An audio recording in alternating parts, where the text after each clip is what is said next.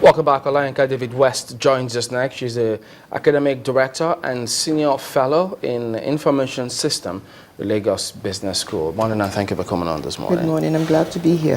Well, focusing on financial inclusion, and we understand that there's something that you're working on to ensure that this gap is closed. Tell us about it.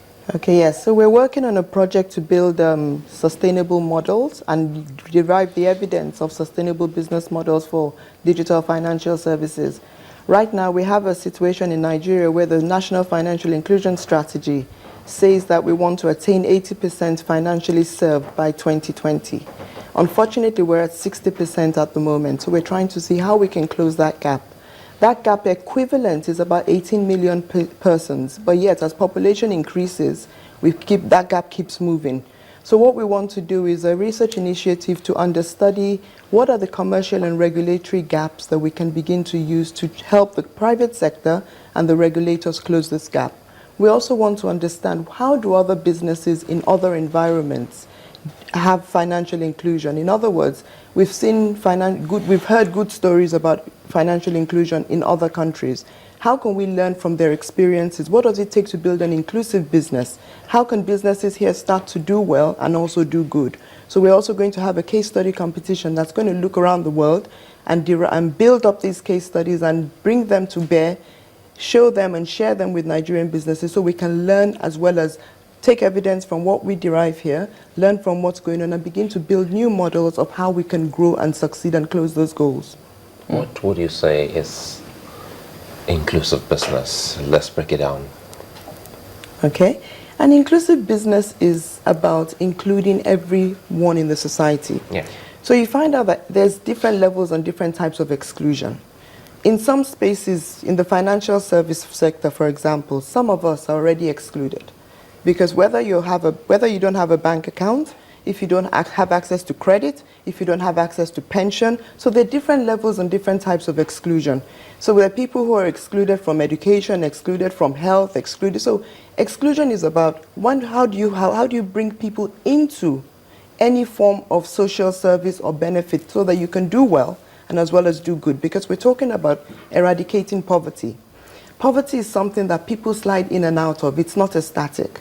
So when we say eradicating poverty, how do we make people financially dependent and financially independent to ensure that they have enough savings when they have emergencies in their homes, they have access to credit, and don't forget that sometimes with the poor, it's more expensive being poor because they access things more expensive. So their monetary costs of, okay, you don't have access to formal credit, so you go to an informal lender, his costs are higher.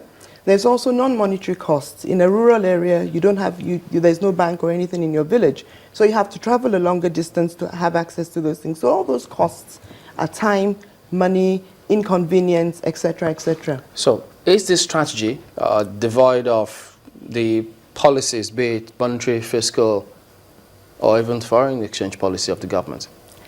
These strategies are looking at what is national to us. We're focusing on, so for example, national remittances. How can we begin to grow national remittances? So you have a rural population in Nigeria of about 69–70%, but yet monies are moving in and out. How can we ensure that we can grow these pools, get more of these monies out of the informal sector into the formal sector? Then when we talk about the banking, how can we deepen the credit pools? So there are many impacts of having formal structures and formal systems to grow the national economy. In terms of government policies, the only government policies we need to be aware of is the issue of pricing. Because if you look at the people at the bottom of the pyramid are very sensitive to price changes and prices.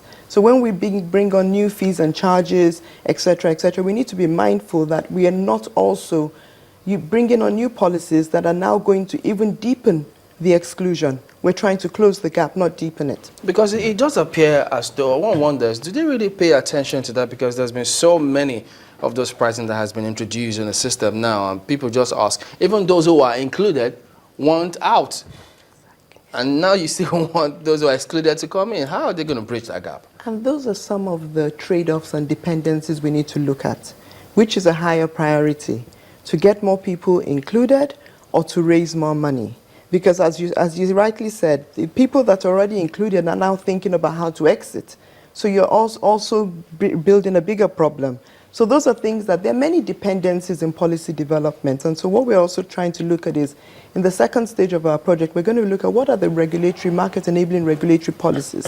Typically, in the space of digital financial services, we've only looked at two regulators, the banking and the telecoms. But there are more regulators that are involved in the space of the life cycle of agents, the business cycle of agents, of banks, of providers, because now we have non-bank providers as well. So it's about broadening the space, broadening the landscape, and having a deeper understanding so we can improve and close the gaps. So what kind of successes have you recorded so far? No, we're just starting. Okay. So right now, in terms of successes, what we're trying to learn from the fast-moving consumer goods sector as well. Because when we talk about distribution, if you look at distribution, we have Coca-Cola everywhere in Nigeria.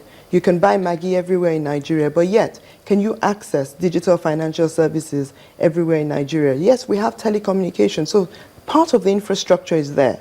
But then how do we ensure that cash-in, cash-out services are available in the villages, in the rural areas? And secure too. And secure, exactly, because at the end of the day, some of these people are also, even the banks there, need armed security guards. Some of the agents insist on armed security guards. So the whole landscape of the environmental issues that are also inhibiting some of these things from developing also have to be looked at and addressed.